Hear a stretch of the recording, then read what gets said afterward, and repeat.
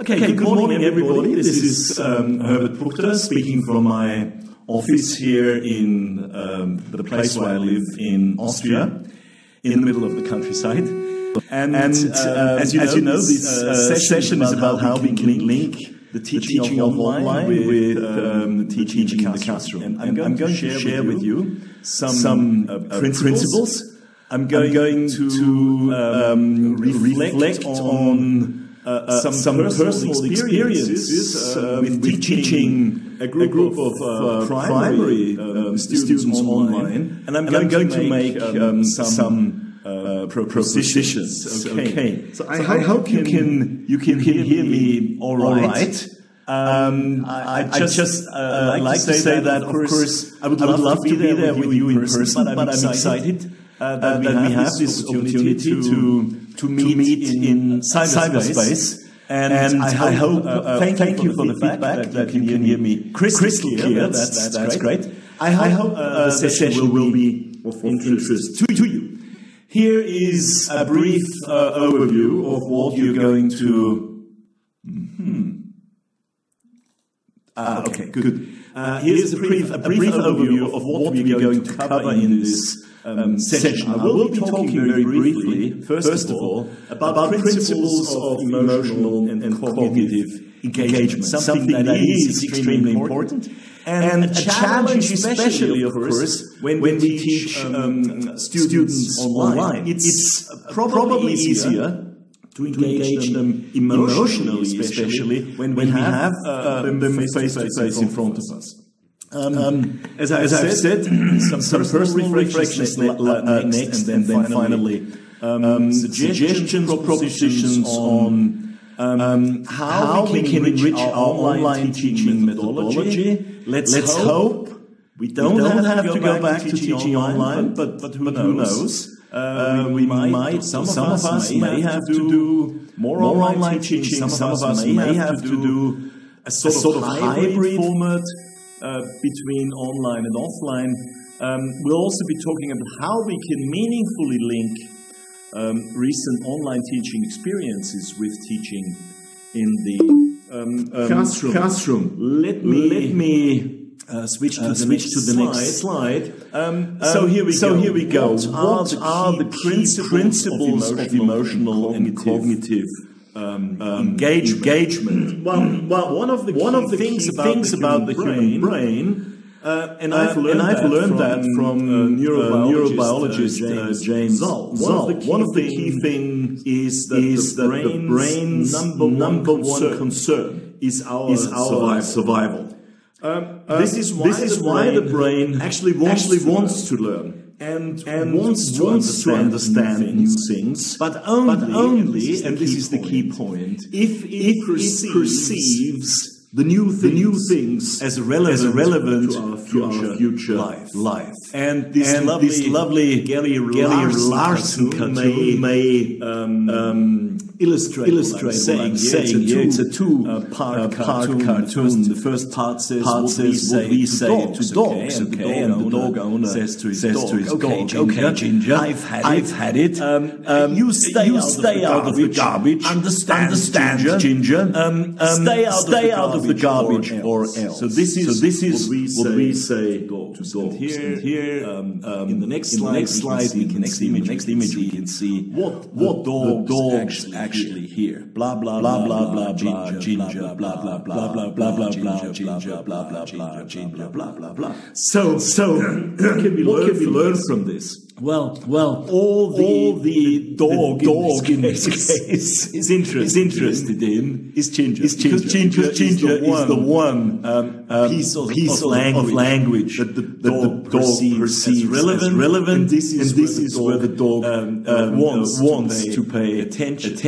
Now, we're not teaching dogs, obviously. It's not about dog training, but what we can conclusions conclusions we can draw from this humorous piece is that we need to get more ginger into our teaching. The more relevant what we do with our students is to our learners, the more the brain will be interested in them learning new things. So that's the first key point of engagement. The second one is progress. Learning and understanding is about progress. If I don't make progress, I stand still in my development. This is why the brain is interested in all kinds of activity as long as it's meaningful and relevant.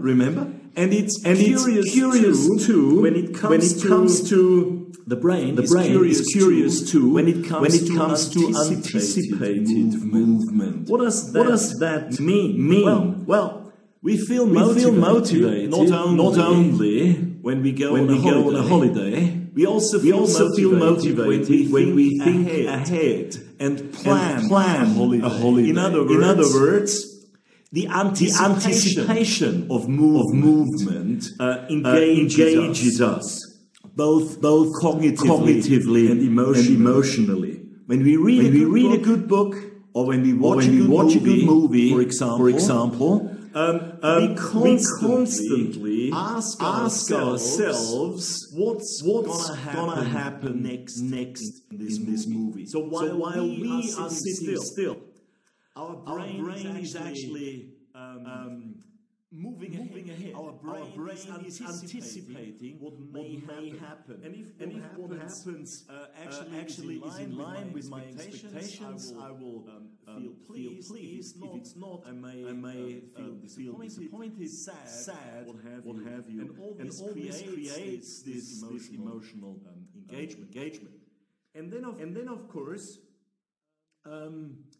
there are various developments of learning that decide over success or failure. As Earl Stevig's often quoted statement stresses, success in the foreign language class or success in front of the laptop when students learn at home depends less on materials, techniques, and linguistic analysis and more on what goes on inside the learners and the teacher, and between the people in the classroom. So, obviously, Earl Stevig is not saying here that materials are not important. I wouldn't quote him if he did. After all, I'm a course book writer. I'm a materials writer. But what Earl Stevig stresses here is the importance of processes that go on inside of us, covered processes that we could maybe call psychological. Now, when it comes to success, here is another interesting quotation. Success is no accident, this person says, and I will reveal in a moment. It's hard work. Who said this? It's hard work, perseverance, learning, studying, sacrifice, and most of all, love of what you're doing or learning to do. This actually comes from Edson Arantes do Nascimento, better known by his name Pelé, one of the world's greatest footballers of all time. And it's a good point, isn't it, that it's not just talent, it's not just, that you are lucky or whatever. It's hard work, it's perseverance. And that's what we need, of course, from our students too. We know that our students need to be engaged. They need to be dedicated to their learning. We need perseverance from them, and we need them to really want to learn, to love what they are actually doing or learning. Otherwise, we will not be successful. So it's not just about human reason. It's not just about intelligence and thinking. It's also about emotions. The ancient Greeks, and this is a quotation that comes from Aristotle, so more than 2,000 years ago, who said, human reason is the most godlike part of human nature. A life guided by human reason is superior to any other. For man, woman, I'm afraid, didn't exist in those days. For man, this is the life of reason, since the faculty of reason is the distinguishing characteristics of human beings. And this kind of thinking, this kind of belief has been the guideline of the world of academia for more than 2,000 years. It's been believed by many in the world of academia that learning and being successful as students is all about thinking, and emotions should be kept aside. While people like Lasserus and Lasserus, two cognitive scientists, say that many myths exist about emotions. One is that emotions are irrational and don't depend on thinking and reasoning. Actually, they say emotions and intelligence go hand in hand, which is why humans, highly intelligent beings, are such emotional animals. Lasserus and Lasserus. Okay. The third point, the third key principle of emotional and cognitive engagement is about ownership and control. This is strange in a way, isn't it? Because normally we associate ownership with material possession. We own a car, or we own a laptop, or a camera, or what have you. But we don't often think of learning and language learning in particular as an issue of ownership. Well, ownership is tied up with control. James Zull, the neurobiologist, says no outside influence or force can cause a brain to learn. It'll decide on its own. Thus, one important rule for helping people learn is to help the learner feel they are in control. In other words, the more we can involve our students in decision-making processes, the more we can give them choices, sometimes small choices. Do you want to do exercise 3 first, or do you want to do exercise 4? We have 10 minutes now at the end of a class. How do you want to spend this time? Maria, can you make a suggestion? So small things initially, and then gradually trying to give them more and more of a say in decision-making will help to engage our learners emotionally and cognitively. Okay? So those are the principles of emotional and cognitive engagement. Let's now have a look at, or let me share with you some personal reflections on my recent online teaching experiences. Let me indulge briefly on a personal story. About 2.5 years ago, or no, three years ago now, my grandson started going to school in a little Austrian village here in the middle of nowhere in the southeastern countryside of Austria. This is a photo of the place where I live, where we live. The school, actually, the primary school that he attends is somewhere, I think, here among these houses. So you can see, it's very rural, actually. So I decided to come up with an idea that I offered to the school. I would teach my grandson's class English for free if the school would allow me to work with those kids 3 hours a week instead of the usual 1, which sadly is what Austrian state primary schools normally provide at present times. We'll probably all agree that 3 hours a week is not a lot. But it's a lot better than 1 hour. Anyway, my proposal was accepted, and I've been teaching this class for almost 3 years now, enjoying every minute of what has been an exciting learning experience for me. So let me go into this experience a little bit.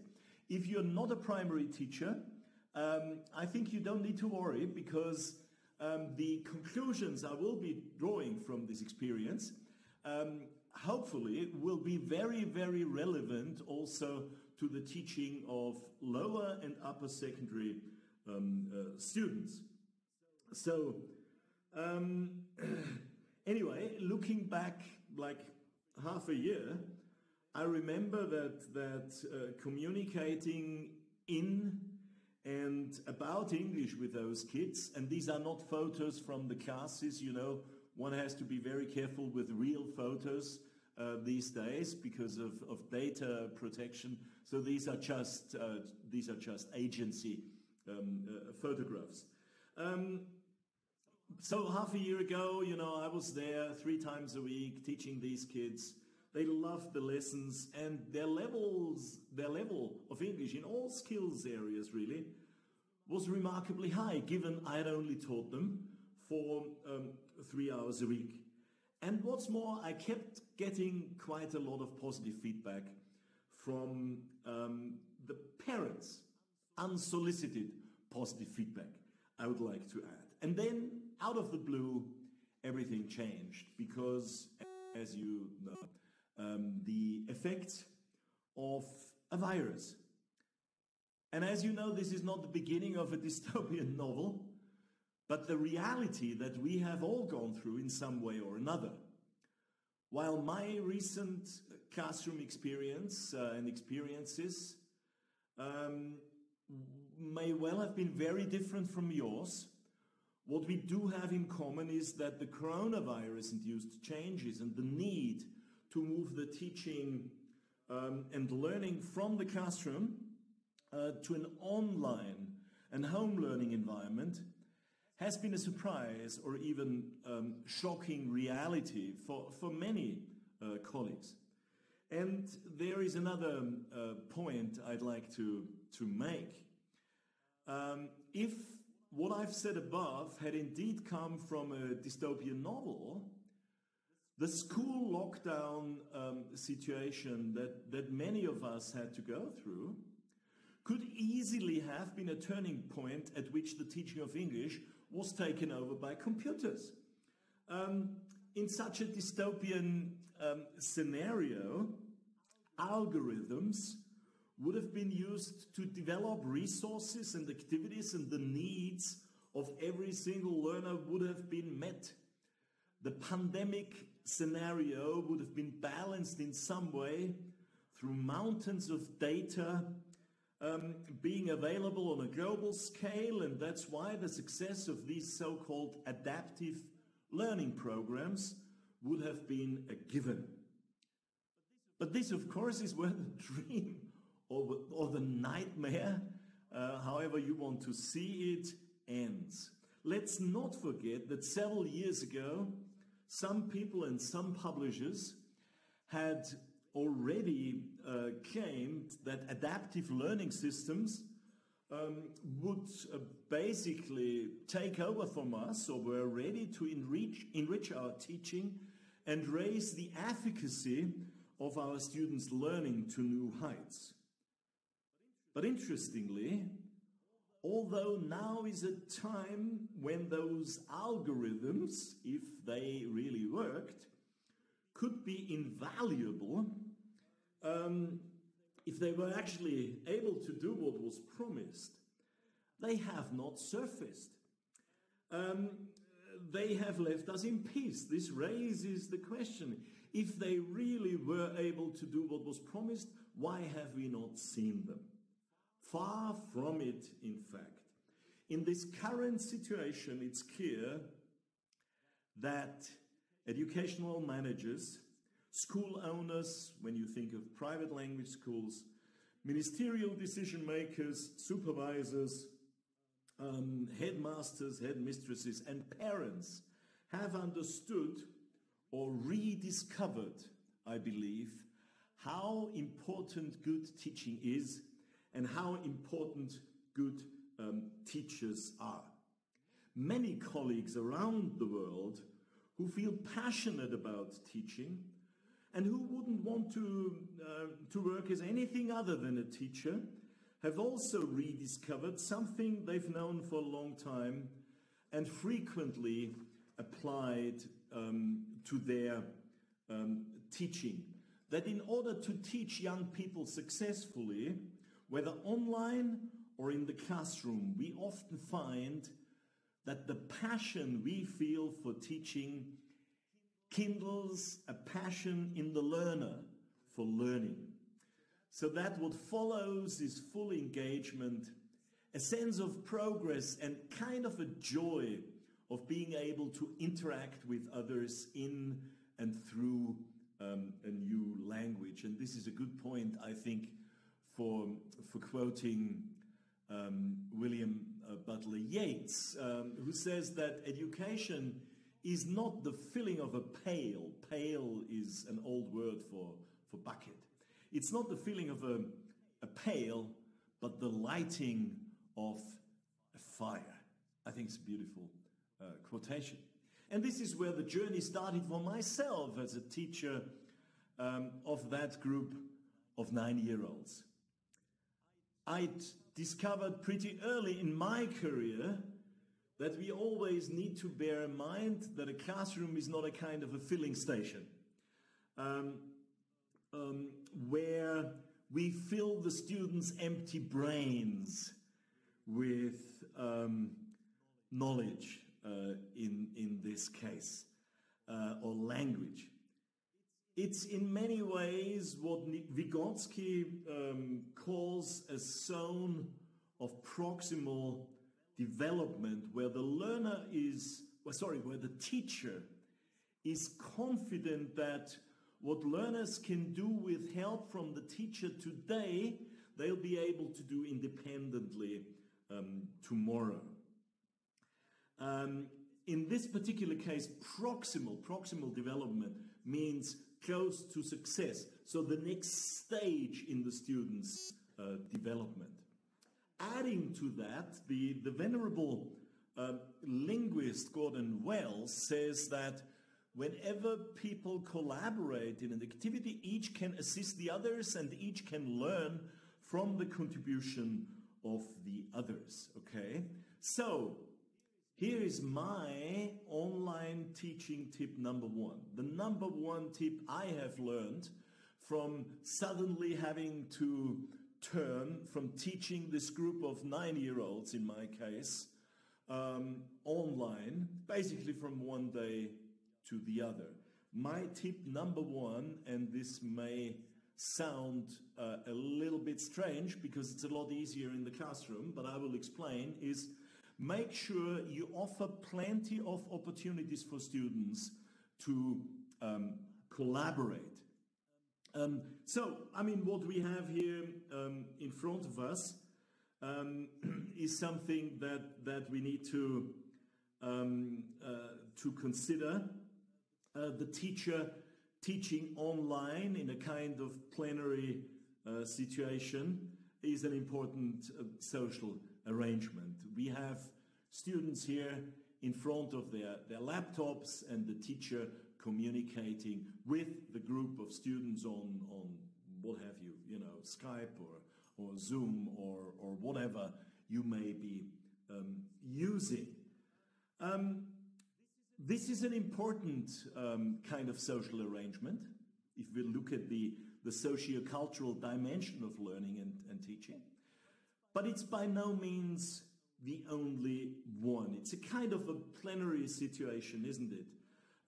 It's essential for all kinds of teacher-led instructional phases, for housekeeping, for explaining tasks, for clarifying language, for storytelling. So that is basically a situation similar to a classroom situation where the teacher is standing in front of her students and she's talking to students doing these, or other things. But if we believe, as I've said, in the socio-cultural dimension of learning, that is how great a positive effect can be gained from the interactions between the teacher and learners and between the learners themselves, then we need other social arrangements as well. We need pair work, for example, which is easy to achieve. If I'm working in a classroom, I just need to tell my students to turn to a partner. But it's a lot more challenging, of course, when we work online. And let's think of group work. Isn't it almost impossible when we work online? Can it be achieved in cyberspace? Surely not. Or can it?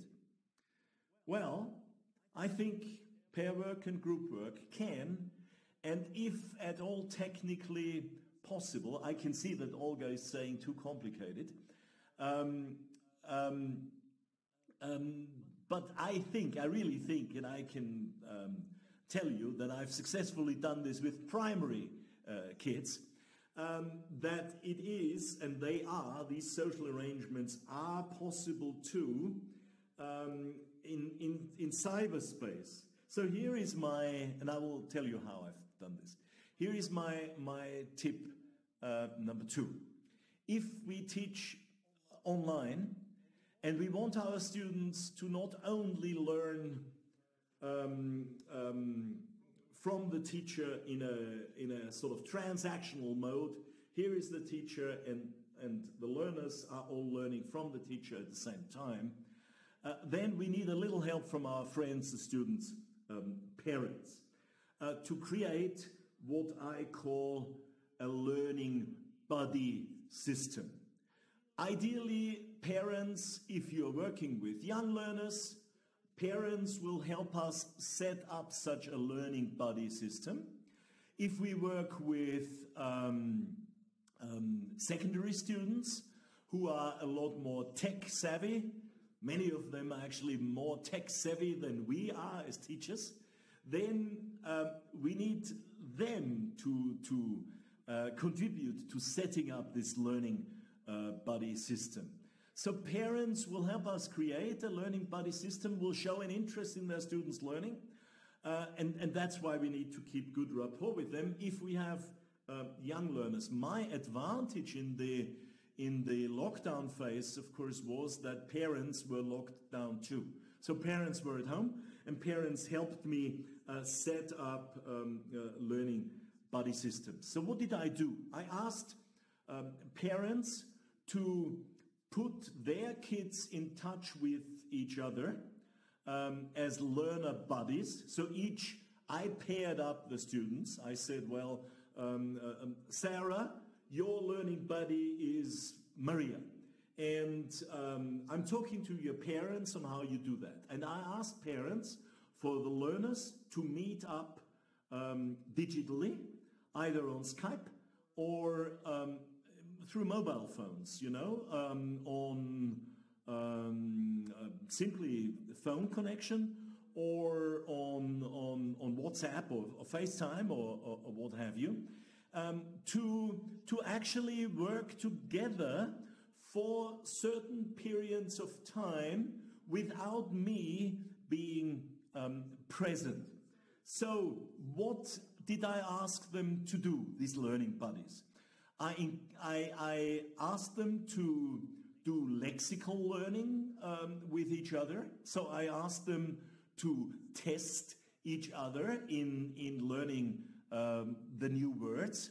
I asked them to do certain reading tasks, certain writing tasks, certain speaking tasks, for example, practicing certain dialogues and changing certain dialogues, and also, I've said this already, testing each other. And I also arranged, but this is, something that needs good technical facilities. If they don't have good technical facilities, this is obviously a lot more challenging. But I think that pair work on the phone, for example, should actually be possible for quite a few students. So what was the speaking group routine all about? So I had these group sessions with students. So small groups, 4 or 5 groups.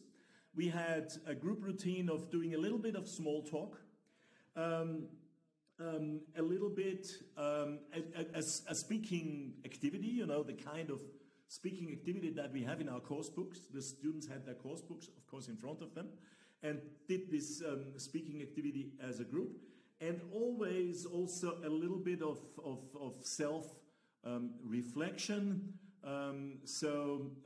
What did you learn today? What are the new words you learned today? What did you learn to say today that you couldn't say yesterday, etc., etc., etc. Small talk supported by prompts. What time did you get up this morning? What did you have for breakfast? What activity did you spend the most time on today, etc.? So that was the small talk thing. My online teaching tip, and I hope you don't think it's OTT, it's over the top. My online teaching tip number 4, encourage students to produce short videos of presentations. And this is, I hope you don't mind, where I was once again crave your indulgence for me to tell you more about my experience as a proud granddad, okay? I was explaining to the kids that I would like them to do short videos of themselves presenting something. I call these at-home video stories.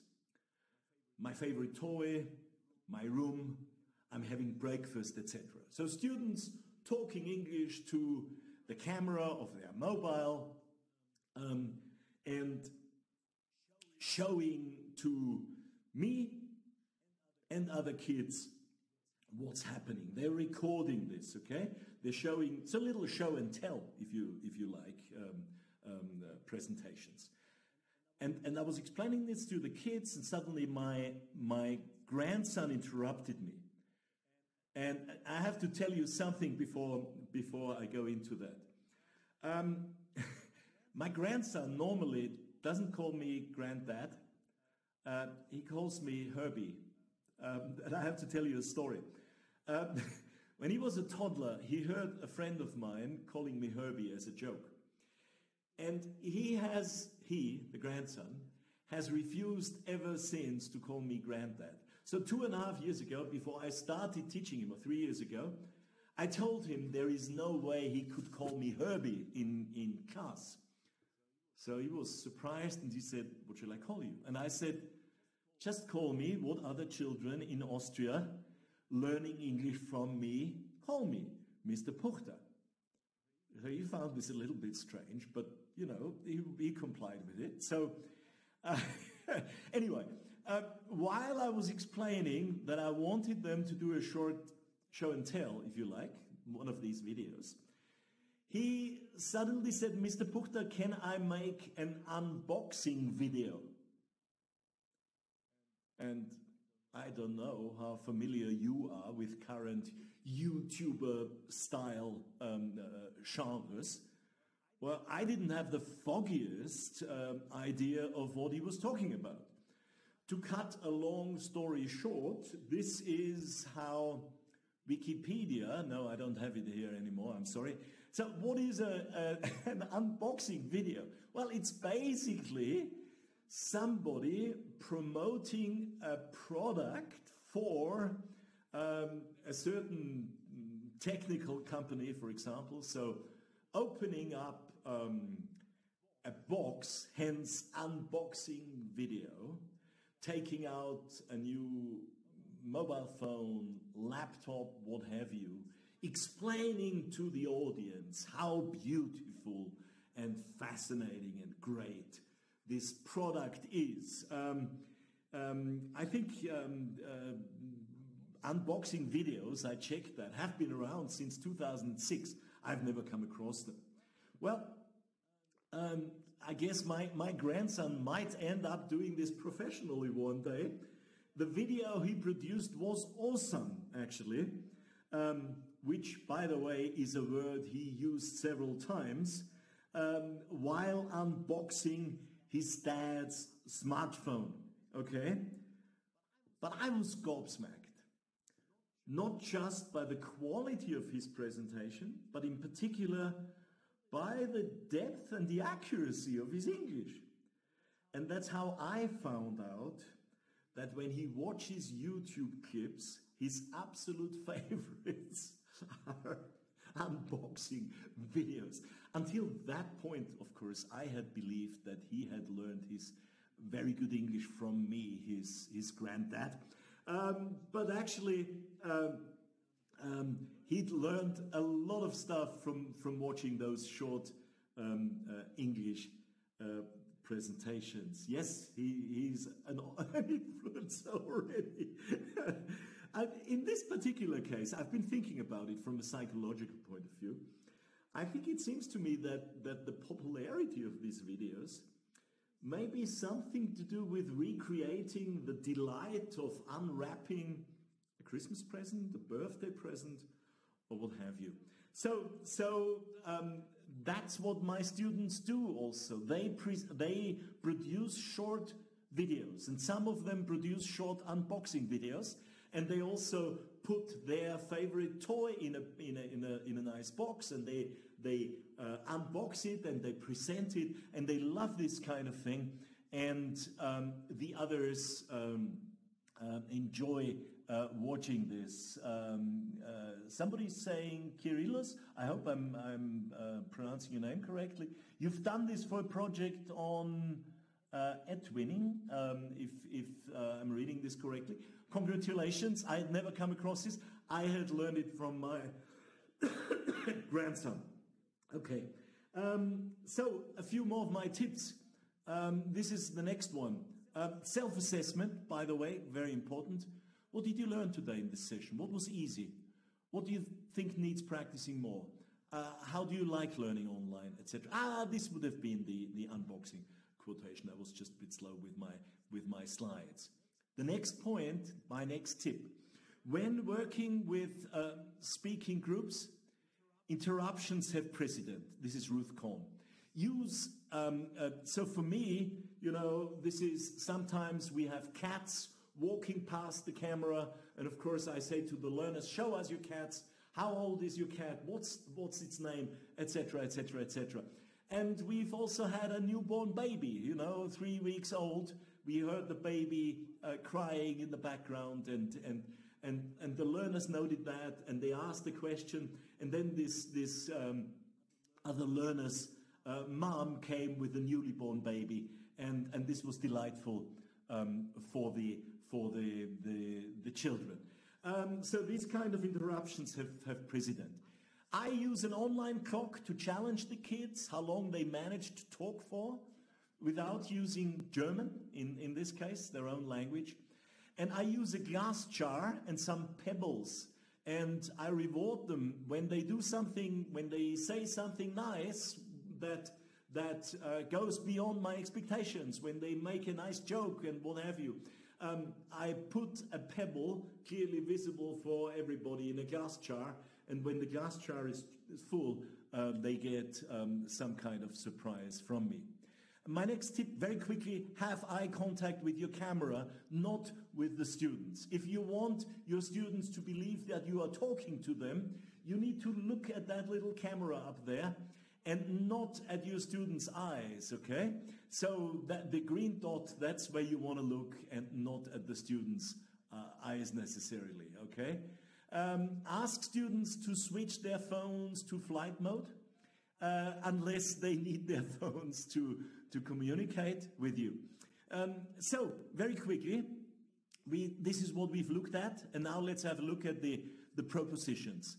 A summary of my personal experiences. Online teaching can work really well. I'm not saying it's better than teaching in the classroom, obviously, but if we have to live with it, we can go beyond what is traditionally done online, and we can bring in new ideas, and this gives students a new energy. Some of my students have made a giant leap forward. Learner independence and language development have actually improved with some of my kids. I've learned a lot from this experience personally, developing a methodology that I will continue to use now. Classes start in Austria the week after the next, in my part of Austria. And I will use things also online. So the propositions. Number one, make sure you use synchronized and asynchronized online learning arrangements. So work with all your students at the same time, but get your learners to meet up on a pair basis or in small groups without you sometimes being present. Number two, online learning requires the development of autonomous learning strategies. Make sure you invest the time needed to support your students in developing them. Proposition number three, enrich your classroom teaching with the help of best practice online teaching. So, in my case, I will be using the buddy learning system with my students. So each of my students has a learning buddy, and certain things they will be doing, meeting online or meeting on their mobile, apart from their normal homework. I will continue asking them to hand in recordings or send to me online recordings of short presentations. And buddy and group speaking phases online outside of the normal timetable will be part of students' homework. And last but not least, I would like to say a close contact with parents. Of course, this requires parents' interests. But if we can establish that, that's certainly easier if you have younger learners. Not always easy with secondary students. But that's, I think, something that is very important. Okay, here I am. I have occasionally managed to look at the chat, but of course I haven't had the time to take down any questions. Can I just ask you if you have any questions, please?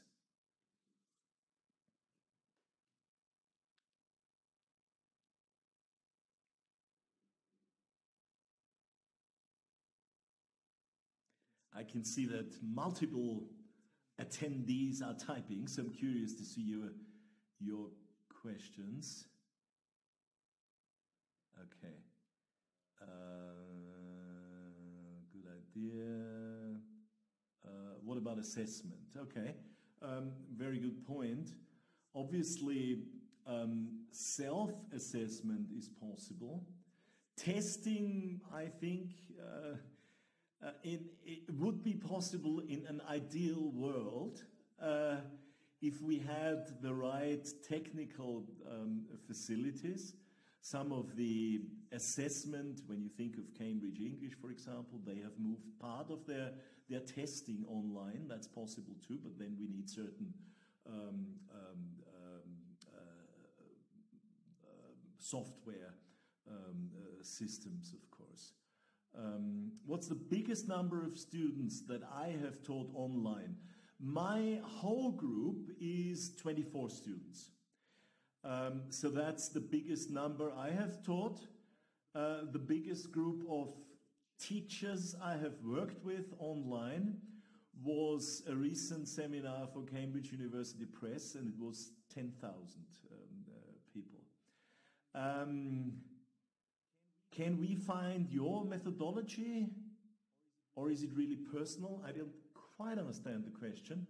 I think that it comes to methodology, we can always learn from each other. So if you think that, obviously I'm not learning from you at the moment because it's me who is giving the presentation. But if you find some of these ideas maybe interesting, I would suggest you try them out. And maybe you want to change them a little. Maybe you want to adapt them to your own situation. And so make them personal somehow. What's my favorite online teaching resource? If you mean software, well, I've been using what's it called? I've forgotten it now. I have a I'm having a senior moment. Zoom. I've been using Zoom, and I think it works quite well. But I'm not particularly tech savvy. I think Cambridge have a session. It's online where you can find many suggestions on which software systems to use for what. That's an interesting question. What if we have some students online and some in the classroom? So, well, I think in that case, what you would need is a good camera connected to the internet. Then you can do a hybrid kind of teaching systems. When pandemic times are over, how much would you still rely on online work with students? Alina, excellent question. Thank you. Well, as I've said, in this last slide here, proposition number 3, this is what I would still continue to do. The buddy learning system, the recording, so asking students to record presentations or record, also dialogues occasionally, and the buddy and the group speaking phases as homework. So I would definitely continue with that also. Thank you, Adelina, for your kind feedback. How long should an online session be? Well, how long is a piece of string? It depends on the maturity of your students, on their level of attention. It depends also on the technology. If you have good technology, we can certainly work longer. If students have problems with the audio, that is a real challenge. So I can't. My sessions, I think, were 40-minute sessions. Thank you for your feedback. Okay. Yeah, that's great. Hey, there's another question from your point of view. What skills should we develop first of all when working both face-to-face and online? That is a good question. Again, I can only be personal again. My own experiences. Well, the skill that I maybe needed to develop most was to accept that when I work online with your students, I cannot control everything in the same way as I do when I have them in front of me in the classroom. So, and at the same time, of course, I do want to have some control. So I learned, for example, to notice that when students have their eyes down, and they are down, kind of like fixed for a longer period of time, some of them are actually using their mobile phone there, and they're playing on their mobile phone at the same time. So this is the kind of control I still feel I need. And then, of course, I say to them, are you looking at your mobile phone? And they normally show this to me because we have a good relationship with each other. So maybe that was my first skill I had to learn. Sometimes we can learn from kids as well. Absolutely, yes, yeah. Thank you. You liked my unboxing story. Okay. Well, I would just like to thank you so much. I can see we are almost 300 people now in this room, and this is great. Thank you so much. I would just like to say before we finish that I wish you all the best with your teaching. Hopefully it will be in the classroom. Stay safe, stay healthy, not only you, also your family. And in teaching, it's of course not always easy, but we have become teachers, haven't we? Because we like challenges to a certain degree, and because we believe that we can make a difference to our students' lives, and we need to be patient. We also need to learn that sometimes when we work online, we will have difficulties, we'll have problems. We need to accept that, I think. Another thing I've learned is that my students and my parents appreciate the time that we spend together, whether it's online or offline. And good luck to everybody. And thank you so much. Also, thanks to Clara, Director of Research at Fishers, for your support, for setting this up. And bye-bye, everybody. Have a good time teaching. Thank you so much.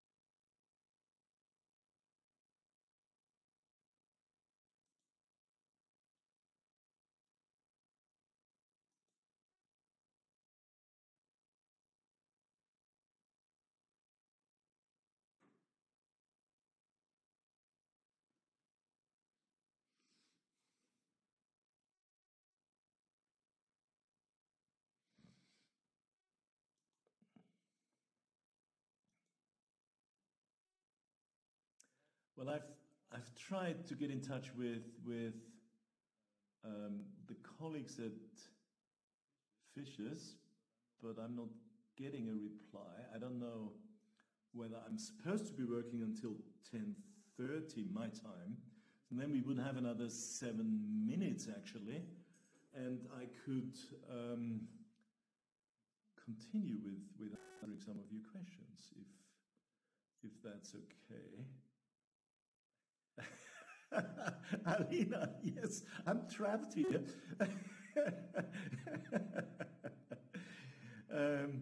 Okay, well, if you have more questions, just keep them coming.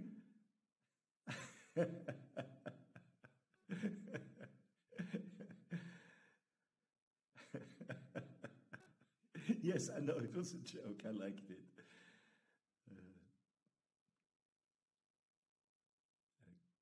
Okay. I'm getting a message from Clara. Your connection is poor. Okay, thank you. Well, I hope the participants' connection is better. What textbooks are you using? That's great. Well, I'm using my own course books actually. As you know, I have course books with Cambridge for both primary and secondary students. So in this case, with my primary students, I'm using Superminds with Cambridge University Press, and I would be using Think if I was working with a group of teenage students.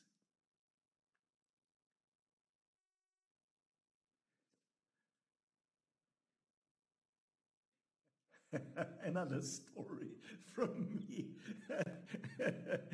Yes, I think as teachers we have to be storytellers sometimes, don't we? The great thing is that as teachers we often experience situations with our learners that we can then use to illustrate points we're making when it comes to the teaching of young learners and teenagers. Okay, thank you, Oana, for saying that Superminds is great. That's lovely. Thank you for the congratulations. Thank you.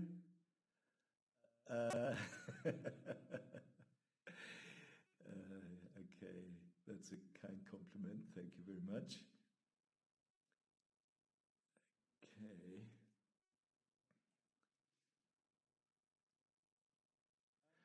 Yeah, if you want to see more webinars from me, you can Google them. I have lots of sessions online, and most of them are for Cambridge University Press. So you can also go on the Cambridge website, and you can find out more about the webinars I have. Okay, that would be great. Thank you, Christina, for saying that Superminds is great. That's fantastic. Thank you so much.